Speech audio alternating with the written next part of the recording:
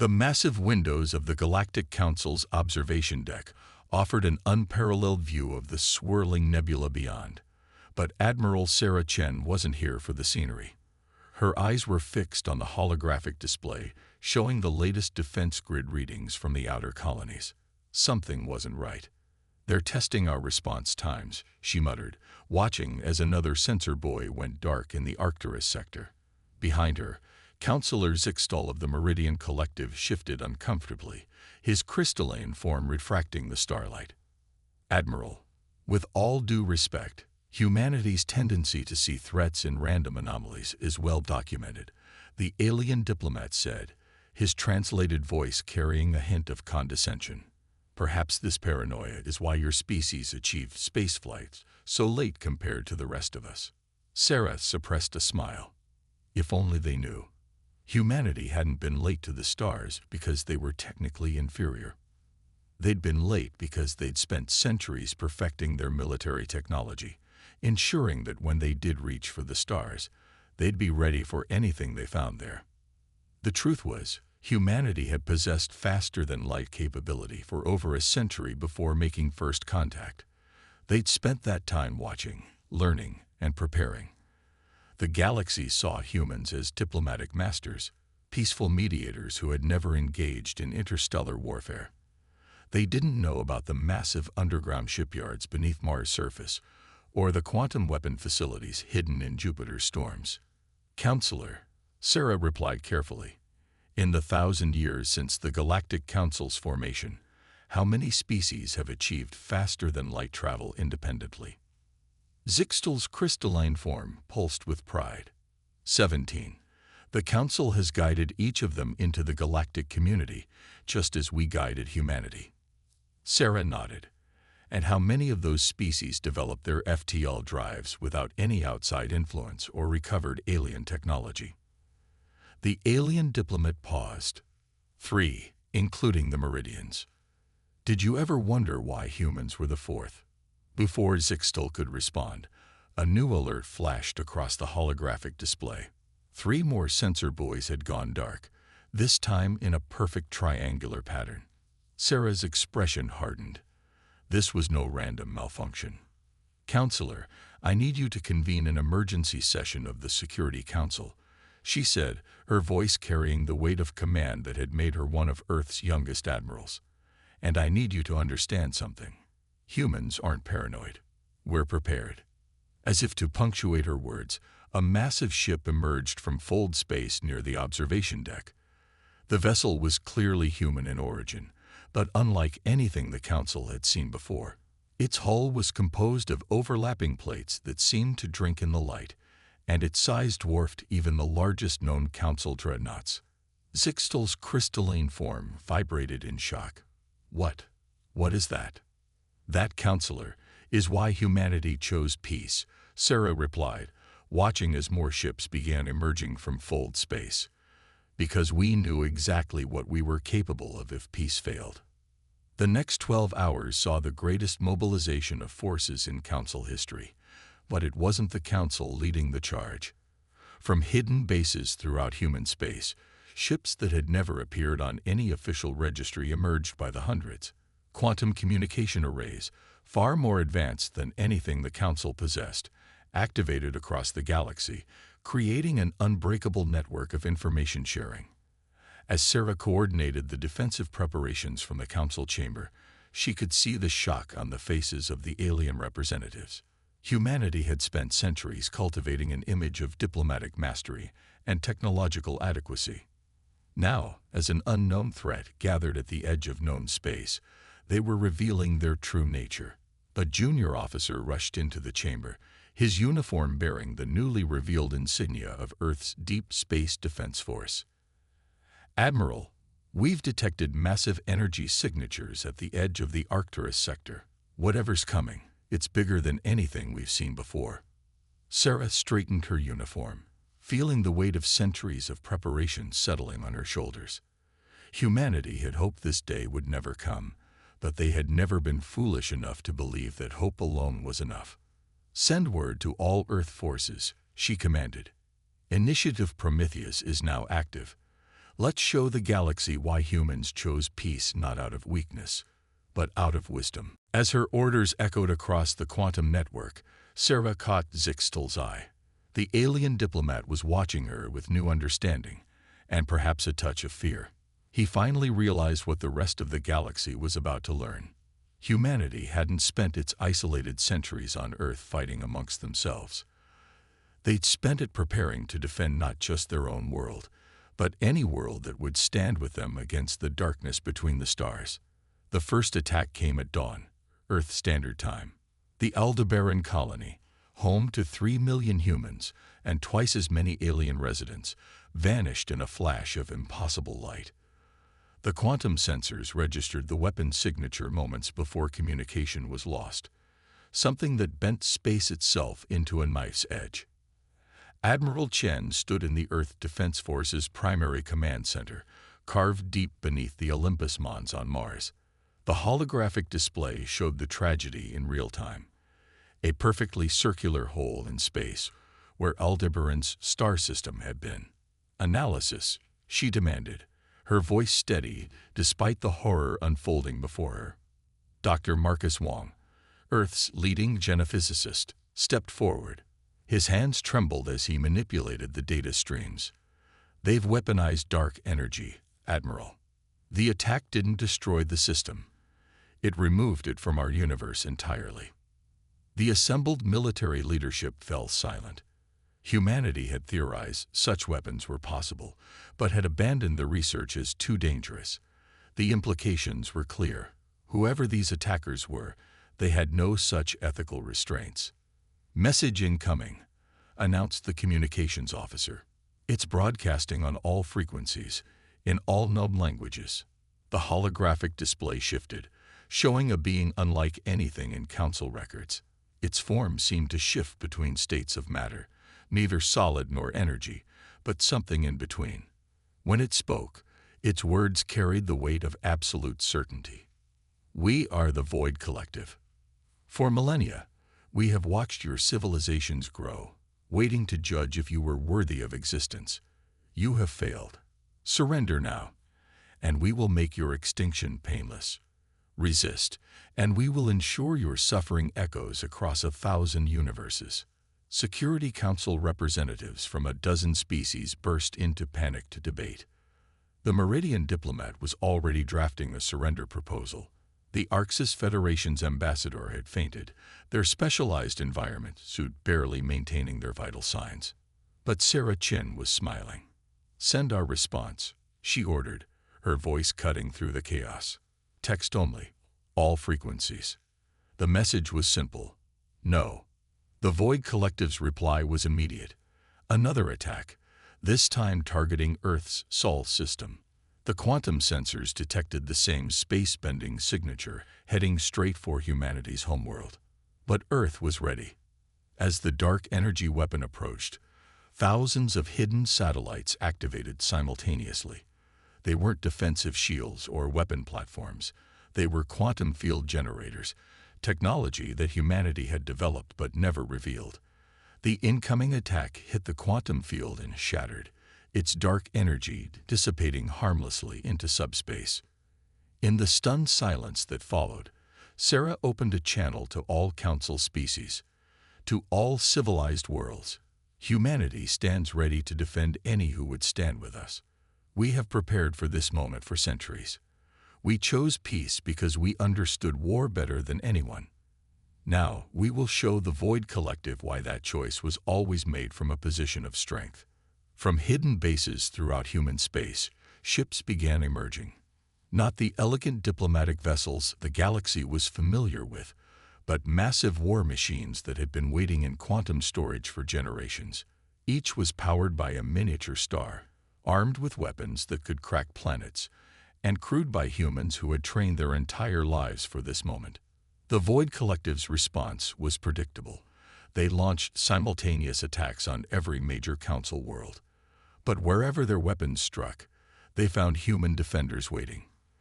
The quantum field technology had already been shared with every world that would accept it, deployed by stealth ships that had arrived years ago, waiting for this moment.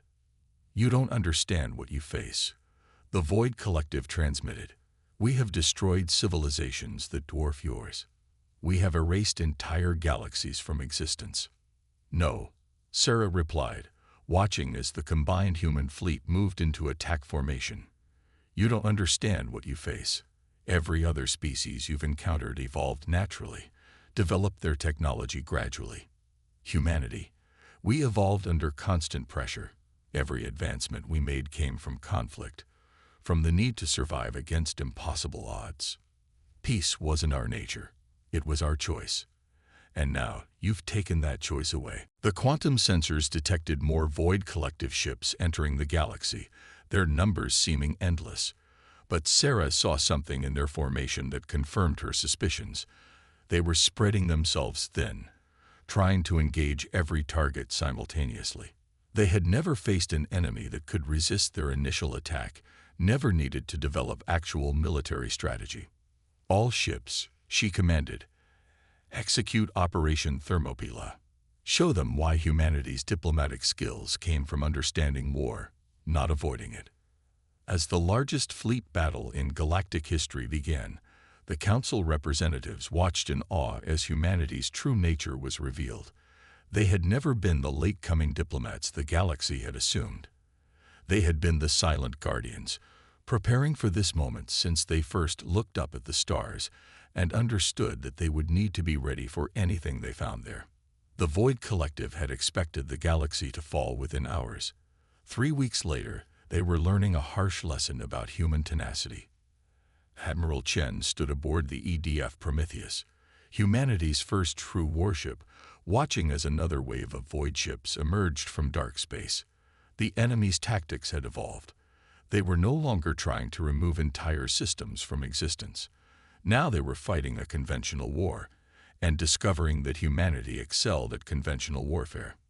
"Status report," she commanded, her eyes fixed on the tactical display. Commander Jason Rodriguez, her tactical officer, brought up the latest battle data. "The Void forces are adapting, Admiral, but slowly. They're still treating each engagement as an independent event, failing to learn from their losses. It's as if they've never faced an enemy that required actual strategy before." Sarah nodded. The Void Collective's previous victories had relied on overwhelming technological superiority. They had never needed to develop the art of war. Humanity, on the other hand, had spent millennia perfecting it. "New contact," announced the sensor officer. "Massive energy signature. It's bigger than anything we've seen yet." The tactical display shifted, showing a void construct that dwarfed even their largest previous vessels. It was a perfect sphere of writhing darkness, its surface constantly shifting between states of matter. "This is the Void Overseer," came the transmission. "You have surprised us, humans. No species has ever survived first contact with our forces, but now you will face our true power." The sphere began to pulse, and space itself seemed to shudder. Every sensor in the human fleet screamed warnings as reality began to warp around them. But Sarah had been waiting for this moment. "Execute Protocol Prometheus," she ordered. "All ships, activate your quantum resonators." Across the human fleet, devices that had been centuries in development came to life. They didn't try to resist the Void's reality warping power. They synchronized with it, turned it back on itself. The massive sphere's attack reflected back, causing cascading failures across its surface. "Impossible," the Void Overseer transmitted. "This technology, you couldn't have developed this. You're too young a species." Sarah opened a channel to the enemy vessel. "You're right. We are young. But every moment of our existence has been spent preparing for threats like you. Every war we fought among ourselves taught us lessons. Every peace we forged showed us what was worth fighting for. We didn't develop this technology to match you. We developed it to surpass you." The human fleet moved with perfect coordination, implementing battle strategies that had been refined through countless simulations. Ships linked their quantum fields, creating overlapping zones of protection, while focusing their fire on the enemy's weak points. But the true surprise came from Earth's allies. The Council races, inspired by humanity's stand, had not been idle. They had taken the quantum field technology humanity shared and adapted it in ways even humans hadn't considered. The crystalline meridians had found a way to amplify the fields through their natural lattice structure. The gaseous Arxis had developed a method of using the quantum resonance to disrupt the void ship's phase-shifting abilities. All Allied forces, Sarah broadcast, execute Formation Delta. Show them what a united galaxy can do. The combined fleet moved as one, implementing a battle strategy that had been impossible just weeks ago. Human warships provided the backbone, their quantum fields protecting the Allies' specialized vessels as they struck at the massive void sphere. The Overseer's vessel began to show signs of strain, its perfect spherical form distorting as the Allied attack took its toll. But Sarah knew better than to celebrate early. She had studied enough military history to know that a cornered enemy was often the most dangerous. "They're powering up something massive," Rodriguez reported. "Energy readings are off the charts." The void sphere's surface rippled, and for a moment, Sarah caught a glimpse of what lay beneath, machinery that operated on principles that defied physics as humans understood it. But understanding wasn't necessary for victory. "All ships," she commanded, "initiate sequence Omega. Let's show them humanity's final gift to the galaxy." Throughout the human fleet, hidden compartments opened, revealing devices that looked deceptively simple, crystalline structures that pulsed with inner light. They were the product of Project Oracle, the most closely guarded secret in human history. They didn't just defend against the void's reality-warping weapons. They could reach into the spaces between universes and seal them off. As the devices activated, the void sphere's attack fizzled before it could begin. The channels they used to draw power from other realities slammed shut. For the first time in their long history of conquest, the Void Collective faced an enemy that could not only resist them, but could cut them off from the source of their power. The sphere's surface churned with chaotic energy as its systems tried to compensate. But Sarah knew the battle had already been won. Humanity had awakened fully, and the galaxy would never be the same. The Void Overseer's defeat had changed the nature of the war, but victory was far from assured. In the war room beneath Olympus Mons, Admiral Chen studied the galaxy-wide tactical display with growing concern. The Void Collective's forces were adapting, learning from their defeats in ways she hadn't anticipated. "They're studying us," she said to the assembled human and alien commanders. "Not just our technology, but our strategies, our patterns. They're beginning to think like us." The holographic display showed hundreds of ongoing battles across the galaxy. The Void forces had broken into smaller groups, each operating independently, making them harder to track and engage. They were learning the art of asymmetric warfare. Dr. Wong stepped forward, his eyes fixed on a particular data stream. "Admiral, we're detecting quantum fluctuations in their communications. They're not just learning our tactics. They're trying to replicate our technology." Sarah felt a chill run down her spine. This was what she had feared most, an enemy that could adapt and evolve. The Void Collective wasn't just a force of destruction anymore. They were becoming something more dangerous, a worthy opponent. But then she smiled, because they had forgotten one crucial detail about humanity. "They're learning how to fight like us," she said, "but they haven't learned why we chose peace in the first place, and that's going to be their downfall." She turned to the Meridian ambassador, whose crystalline form had taken on a deep blue hue of concern. "Your people can communicate directly with the quantum fields we've deployed, correct?" "Yes, Admiral. Our natural resonance patterns allow us to." "Can you detect emotional states through these fields?" The ambassador's form shifted to a surprised purple. Yes. The quantum fluctuations carry emotional echoes. We've been filtering them out as noise." Sarah's smile widened. "Stop filtering. In fact, I want you to amplify them. And I want you to focus on one emotion in particular: empathy." The war room erupted in confused murmurs. The Arxis representative's environment suit vented excess gas in what Sarah had learned was their equivalent of a scoff. "Admiral, The Arxis said, "The Void Collective has shown no capacity for empathy. They've destroyed entire civilizations without remorse." "Exactly," Sarah replied. "Because they've never needed to understand their enemies before. But now, they're learning to think like us. And you can't truly understand human thinking without understanding human feeling." Over the next few days, a new strategy unfolded. As the Void forces engaged human fleets, they found themselves bathed in quantum fields that carried more than just defensive energy. The Meridians had modified the fields to transmit the full emotional weight of humanity's history. Every war, every peace, every triumph and tragedy that had shaped their species. At first, there was no apparent effect. The battles continued, brutal and devastating. But then something changed. A Void commander hesitated before firing on a civilian transport. Another pulled back from an attack that would have destroyed a colony's agricultural centers. "They're experiencing cognitive dissonance," Dr. Wong reported, analyzing the data. "Their natural drive for destruction is conflicting with their growing understanding of consequences. They're developing conscience." Sarah watched as the pattern spread. The Void Collective's forces began to show signs of internal conflict. Some ships refused orders. Others attempted to communicate with their targets before engaging. But the true breakthrough came during the Battle of Proxima Centauri. A Void battle group, cornered by human forces, did something unprecedented. They requested parley. The Void commander's form was still shifting and alien, but their transmission carried something new: uncertainty. "We have accessed your historical records," they said. "Your species has caused more destruction to itself than we ever could.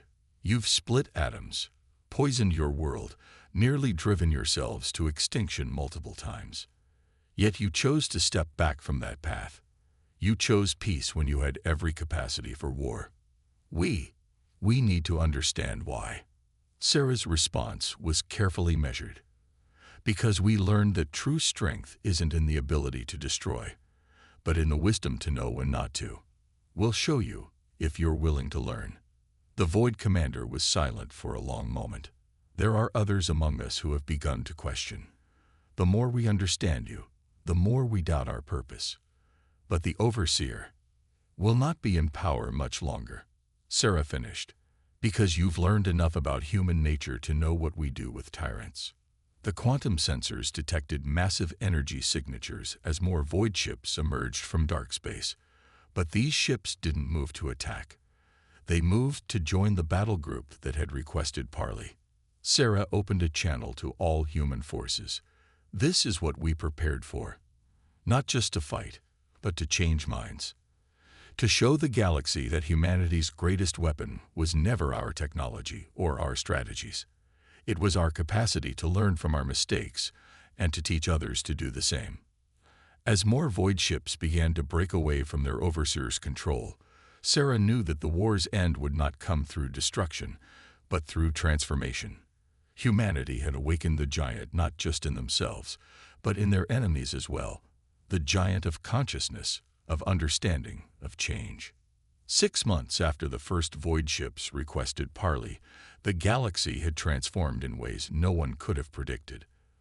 The massive chamber of the Galactic Council, once a place of peaceful diplomacy, now hosted an unprecedented gathering. Representatives from every council race sat alongside reformed Void commanders, their shifting forms now stabilized into crystalline structures that mimicked the Meridian's natural form. Admiral Sarah Chen stood at the central podium, her dress uniform gleaming under the chamber's lights. The final battle with the Void Overseer had left its mark, a thin scar running down her left cheek, a reminder of how close they had come to annihilation. "The war is over," she announced, her voice carrying to every corner of the chamber. "The last holdouts of the Void Collective have either joined their reformed brethren or retreated beyond the galaxy's edge. But our work is just beginning." The quantum displays showed the ongoing reconstruction efforts across affected systems. Where the Void Collective had once brought only destruction, their reformed members now helped rebuild, their reality warping technology repurposed to restore what had been damaged. "We stand at a crossroads," Sarah continued.